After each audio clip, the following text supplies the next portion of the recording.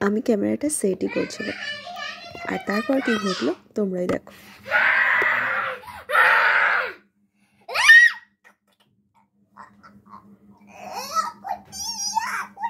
আমি বারবিকে বলে গেলাম, যা বই নিয়ে বস, আমি তোর খাবারটা আনছি। তার মধ্যেও কি কি করেছে দেখে নাও।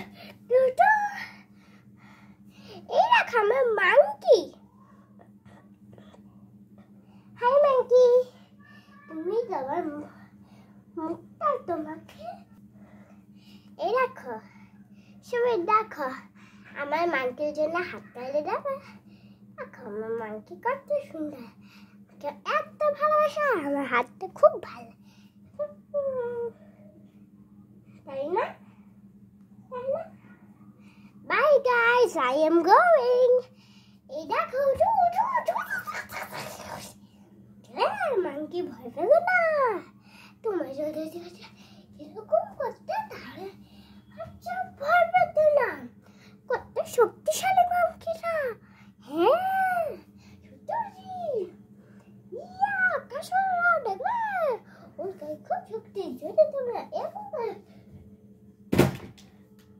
তাহলে লাগতো না গাইস, দেখলে ওর মাথা থাকলো না।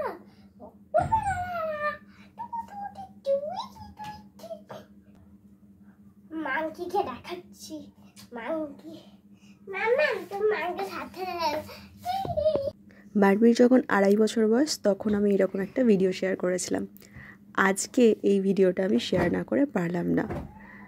ব্লগিংয়ের একমাত্র যেটা সব থেকে বেশি আমার কাছে বেনিফিট লাগে, সেটা হচ্ছে বারবির চাইল্ডহুডটা ধরে রাখা।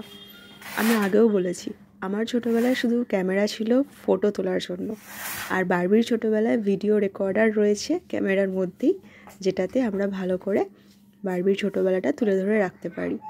আর যখন ও নিজের মনে আনমনা হয়ে খেলে, সেগুলো যে ক্যামেরার মধ্যে তুলে ধরে রাখা যায়, এই ব্যাপারটাই আমার ভীষণ ভীষণ ভালো লাগে। সব সময় তো তোলা হয় না, কারণ আমি রেগুলার ভিডিও বানাই না। কিন্তু যখন আমি ভিডিও বানাই, তখন বারবি যেটুকু পার্টিসিপেট করে আর তার মধ্যে নিজে আনমনা হয়ে যেটুকু খেলে, এই যে ছোট ছোট ক্লিপসগুলো আমি রেকর্ড করে রাখতে পারি, এই বিষয়টা আমার ভীষণ ভীষণ ভালো লাগে। আর সেগুলো ডিজিটাল ডায়েরি হিসেবে আমি ফেসবুক, ইউটিউব এইসব জায়গায় রেখে দিতে চাই। Welcome back to my channel uncut ভাইবসে তোমাদের সবাইকে বিগ বিগ ওয়েলকাম।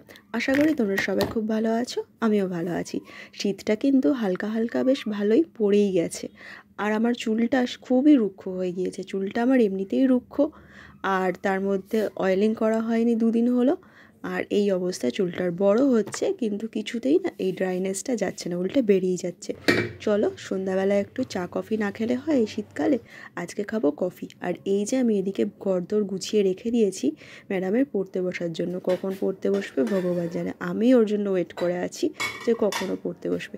তার ফাঁকে চট করে চলো একটু কফিটা বানিয়ে নিই।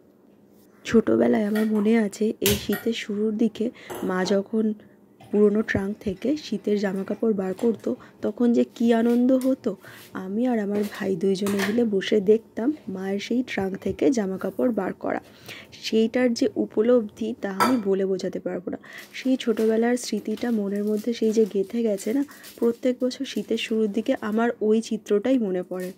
এখন আমি মা, আমি নিজেই যখন শীতের জামাকাপড় ছাদে শুকোতে দিতে চাই না রোদে, তখন বারবি আমার পেছন পেছন যায়, আর ঠিক ওইভাবেই বসে থাকে, আর নয় ছাদে খেলা করে, ঠিক ছোটোবেলায় যেমন আমি করতাম।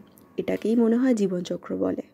তবে আমার ছোটোবেলায় এত ফ্যাশনেবল শীতের পোশাক ছিল না, বা থাকলেও হয়তো আমি জানতাম না।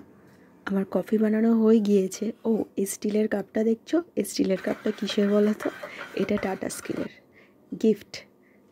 আমার বাড়িতে ম্যাক্সিমাম কাপগুলোই গিফট পাওয়া। চলো এবার কফি খেতে খেতে বারবিকে একটু পড়াতে বসি। তোমরা সবাই ভালো থেকো, টাটা।